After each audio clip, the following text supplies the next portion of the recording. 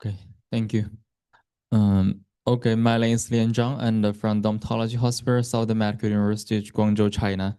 Today, my topic is anxiety and depression patients with single versus multiple keloid, a cross-section study. We conducted a study for almost 1 year, and today I'm going to present this study. And the keloid and chronic fibrotic disorders has not just have physical symptoms, it also has the cosmetic impact and the psychosocial tours like social withdrawals, the stigmatization, and the chronic stress. And it can severely affect the quality of life and then have psychological comorbidities. Okay. For example, the elevated rates of anxiety and the depression have been documented in patients with chronic skin conditions, and the psychological comorbidities are often underdiagnosed and undertreated in dermatology clinics.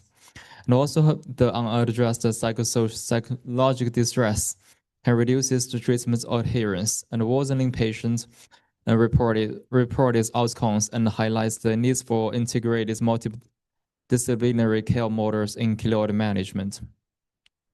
Today we're going to have the current knowledge gap is we want to prior research hasn't documented psychological burden in keloid patients broadly, but a critical question remains unanswered is does the lesion, the multiplicity like single versus multiple keloid are independently affect mental health, and this has the physical symptoms has the correlation with this mental health, and also, which patients subgroups are most at the risk of clinically significant psychological distress and should routing psychological screening by standard practice in Keloid clinics. So our conducted this study to answer these questions. The primary objective is to compare anxiety and the depression burdens between patients with single versus multiple lesions, and using the depression and the anxiety scales. And also we want to know the characterize the demographic and the clinical profile patients with psychological comorbidities, and examine the correlation between physical symptoms and the psychological status. We enrolled over the 768 patients, then exclude 10 patients because missing VSS scores. Then there is left 758 patients. The single versus keloid is 274 patients, and multiple keloid is 484 patients. And we want to know the cohorts profiling of the demographics and the clinical history and the lesion mappings and the symptoms and the psychological axis. This is patient's graphic, the clinical characteristics. First, we will know there is the single versus multiple. So age are the same, but the gender is different. The gender in the single is, and there is more female patients than the male patients. But in the multiple keloid, there is more male patients compared to the female patients. The durations of disease is the seminal and the topical location, like trunk involvement, and most of patients, regardless of single versus the multiple keloid, are the same. Most are the trunk involvement, but the neck and the facial and the limbs are the seminals. And we also summarize the VSS and VS and the depression anxiety scores. Okay, go ahead to the results.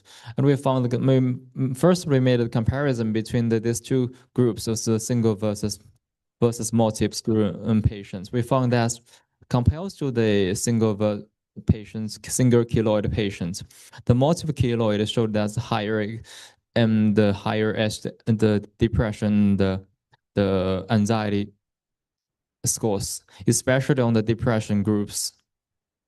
They have the statistical significance. And we then do the subgroup analysis. We want to know the male and female patients either have this significance. We didn't find this kind of significance. And we also did the age, we also did a subgroup age analysis. We also didn't find the statistical significance. Then we also want to know the correlation between the VSS, the physical symptoms, and the correlation between physical symptoms and the psychological scores. We didn't find the p-values significance in the correlations.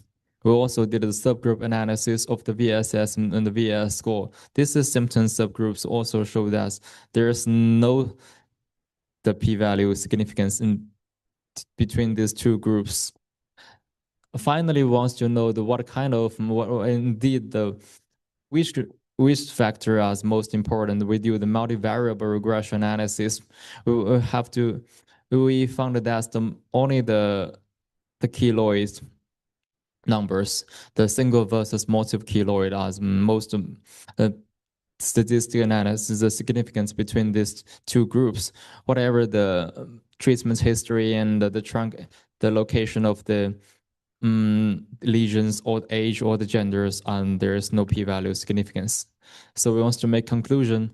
The conclusion is the multiple keloid is associated with significantly greater psychological burdens. And the second is patients with multiple keloid exhibit higher rates of anxiety and depression. And also, the most important is we want to tell the dermatologist is routine psychological assessment should be incorporated into comprehensive keloid care. And also, the clinic implication future direction is to support routing psychological screening and the multidisciplinary management in keloid care. And also develop the personalized intervention, integrating keloid treatment and the mental health support. And this is the graphic of the graphic abstract. And first, we enroll the patient into this study, and then we do the data analysis about the psychological status and the physical symptoms. We found that the keloid lesion is the most important between to resolve that's the psychological burdens.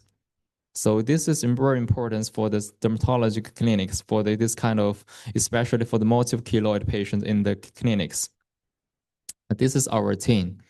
I just introduced the first day, and we have just over 20 members, including 19 physicians, and 6 of whom have hold associate professor higher titles. And our team have integrating clinical medicines, engineering, and the material science.